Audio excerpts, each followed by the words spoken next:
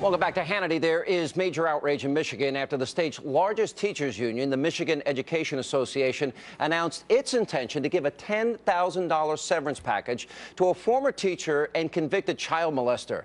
Now, the former math and computer teacher, Neil Erickson, was found guilty of sexually abusing a 14-year-old boy over the span of 3 years and was sentenced to 15 to 30 years in prison. Pretty unbelievable.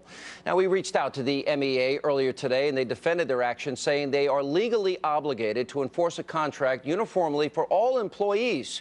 But while the union fights to pay this criminal $10,000 in severance, it is bullying several hardworking, respectable teachers, including my next guest, Miriam Chanski, by refusing to let them opt out of the disgraced organization. Now, the union says these teachers missed the period that they call the August window to terminate their membership and are still trying to collect their dues. Joining me now to tell her story, kindergarten teacher Miriam Chanski, along with her attorney and director of the Mackinac Center Legal Foundation, Patrick Wright. Thank you for being with us. Appreciate it. Miriam, tell me your story. So you didn't want to be in the union, so tell us what happened. That's correct. I chose to opt out for the 2013-2014 school year. I made that evident on my e-dues form last May, turned it in at the beginning of June, came back to school in September and found out that I was still a member. Okay. You had records of what you sent in to them in May, right? Right, I have records of what I sent in, correct. All right, so then why are they saying you missed the August opt-out period then? We were never told about the August window, so I sent my form in too early. I gave it to my president of my local union in June, and apparently she turned it in too early, so they are not honoring my request to opt out. What grade do you teach, and why do you want to opt out? I teach in kindergarten. I love my job. The reason that I am here is because my right was not honored to opt out.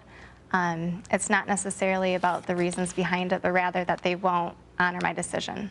Okay, but it's what you want. All right, now, yes. You heard about this story, this convicted child molester, and the union now is protecting them and trying to go after, you know, the $10,000 severance. What's your reaction? It's a horrendous act that was done.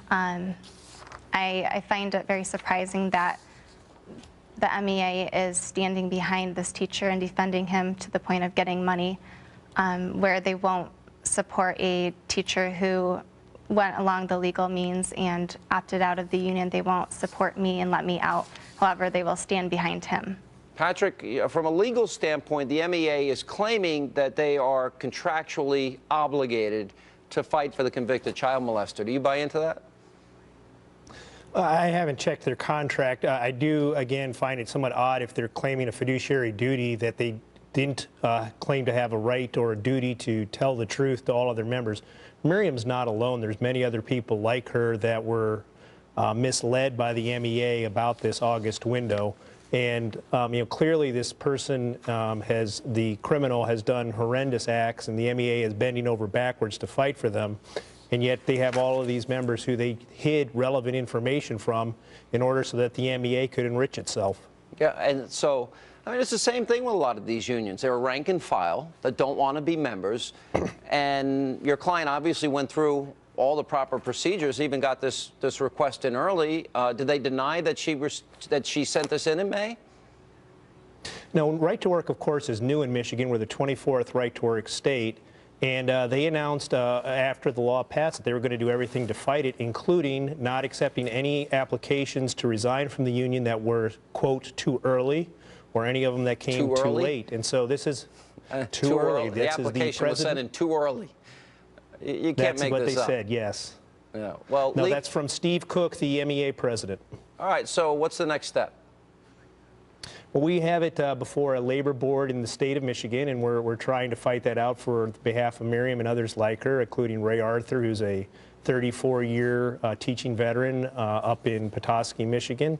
And he thought that after 34 years of paying union dues that perhaps he should be given the right amount of information at the right time.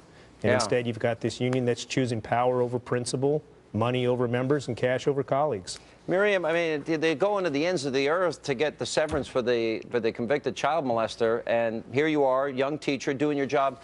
Have you been bullied by anybody? Have people mistreated you because of your public position on this? I've had several emails and notes sent to me, of course, on the other side of the matter. That's to be expected. I am thankful to say at school, if teachers don't agree, they don't bring it up.